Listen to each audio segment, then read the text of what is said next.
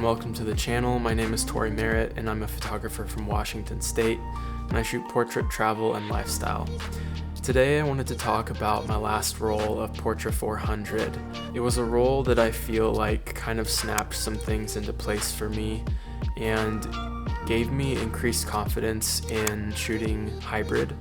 And that brings me to one of my first points, and that is that you're one roll away from possibly having a stylistic breakthrough in your photography. And that probably sounds like an exaggeration, but when you've been shooting something for so long, like for me with digital, there comes a time when another medium shaking things up a little bit is exactly what you need. However, I've shot film handfuls of times before, and whether it was a lab not scanning the film like I saw in person, or the film stock just not behaving or looking like what you know it typically looks like. So ultimately, a big part of this video is an argument that if you haven't shot film, you definitely should.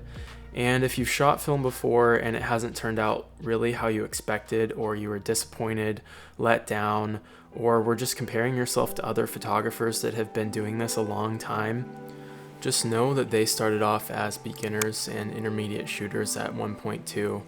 And as I get started and I continue my own journey with film photography, it's really important to remember you don't have to have every single answer right now. You can use each consecutive roll to your advantage to learn more and to learn more. Try different exposure techniques, try different scanning techniques. Just remember you can start implementing strategies in bite-sized pieces. It doesn't have to be 0 to 60. The key is really just to keep iterating and building off of what you did in the past, continuing to refine your workflow. And that's definitely what I plan on doing and sharing on this channel more and more going forward. So I'm actually re-recording this part of the video because I had a big plan for all of these tips and tricks and screen recording, and it ended up being about 25 minutes long, so we're not going to do that today. I won't put you through that. I will continue to get better at my YouTube techniques. So for today, we're just going to go into Negative Lab Pro, get into a small little workflow on some of the things that I've figured out in that pretty simple software, but very powerful, on how to get your scans looking better. We'll keep the video a little bit more streamlined, and some other topics we will cover in upcoming videos. So let's get into it. Okay, so here we are in Lightroom and Negative Lab Pro. The first tip I wanted to give you is to not rely on the software's base conversion.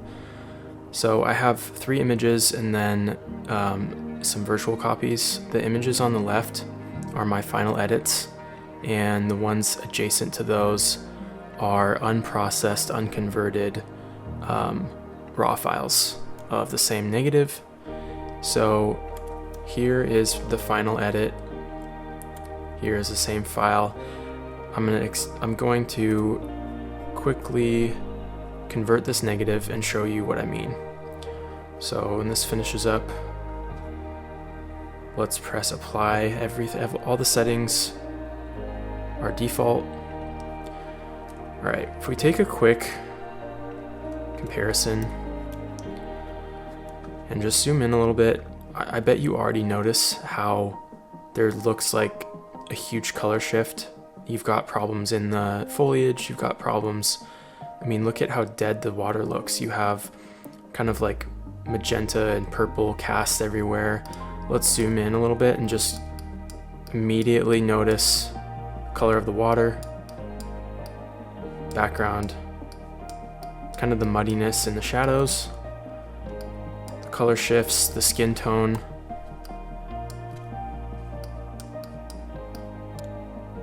If we trusted the software to do everything for us, we'd be leaving a lot on the table in terms of how far we could take this raw file. Let's do that again. So I'm going to take these two. We'll do a quick base conversion. Convert negative. And apply. Now I would say that's a better conversion straight out of the box, but Let's do another compare. On the left is my final edit. On the right is the base conversion. I like the warmer look. I like the kind of slight color grade. We've got kind of our grays are leaning a little bit more towards green and yellow than towards kind of blue and magenta. I think we've improved skin tone. I think we just have that warmer kind of Portra-esque look. All right, let's do the last example super fast. So do a quick conversion. Default settings. And if we compare images, you'll immediately notice how there's color casts all over this image on the right. Okay. So don't trust the software to do all the work for you. I want to grab my finished edit and go into the settings real quick. We don't have time, unfortunately, to go over all of my thoughts on these sliders and how they balance each other out, and even how some of these tiny little adjustments we're still in RAW. So that actually brings me to the next point, and that is to keep your workflow non-destructive as long as possible. So what a lot of people will do, let's take this base file. So what a lot of people will do is, let's actually grab this default file again. They'll be in Negative Lab Pro, and they'll set up their positive copy settings, and then they will click make a copy, hit apply. This is going to take our negative color model. You can see that in the tone curve. They had to invert the film negative to get to a positive, but that's a hard color model to work in. So what a lot of people do is they grab, here, let's move this over real quick. This is our TIFF. They start color correcting on the TIFF. And that's not necessarily terrible. That can work all right. But what happens if you want to go back a step? You can't, basically you can't, and that's why this is called a destructive workflow. You can't take this file format and go back into your raw data. So what I like to do is stay in Negative Lab Pro as long as possible, and as I make adjustments, right?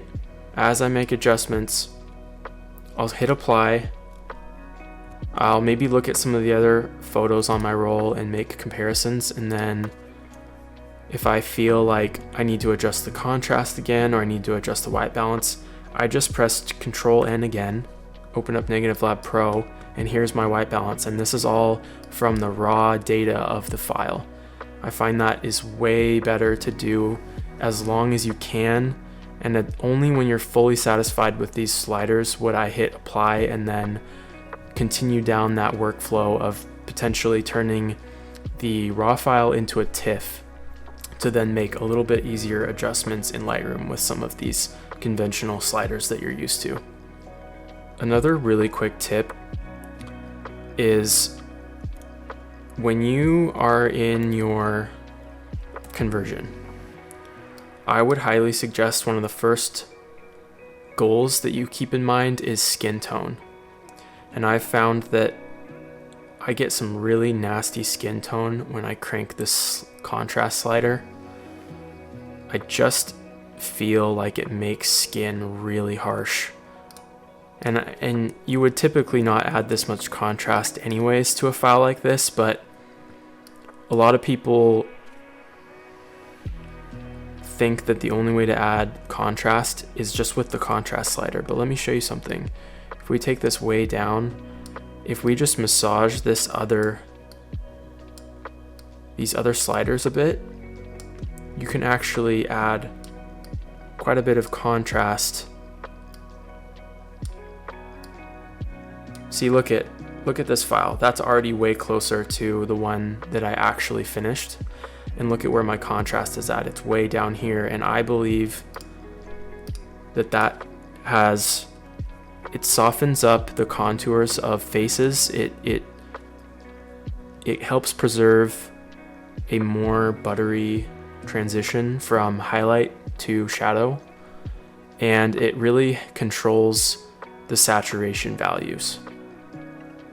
The last tip that I have for you is you can stay in the raw phase longer by also manipulating your color grading section down here. So a quick example of why you don't want to use your temp and tint while you have this color model in the raw part of the process. Colors get really weird really quickly with most of these sliders. They don't behave at all like they do typically because of the fact that this is inverted down here. But what you can do is use your color grading tab and luminance. So this is like your global. This almost acts like an exposure slider. You can't do nearly as much, like it doesn't adjust things as drastically, but for fine tuning it works really well. It also works well for correcting white balance. You'll see that I actually have a hue of 297, which is kind of in your pinks with a saturation of 3. And that's just cleaning up my whites a little bit. I also have done that. I've done slight luminance adjustments and some color adjustments to my highlights, midtones, and shadows. So that will help you stay in the raw phase longer and be a little bit more adaptable. So let's go ahead and wrap up this video. I want to thank anyone for sticking around if you have made it this far. And I'm really excited to keep sharing as much as I can with you. I know I'll get better at some of the techniques on YouTube, and I'm really looking forward to this journey with you. So thanks again. See you next time.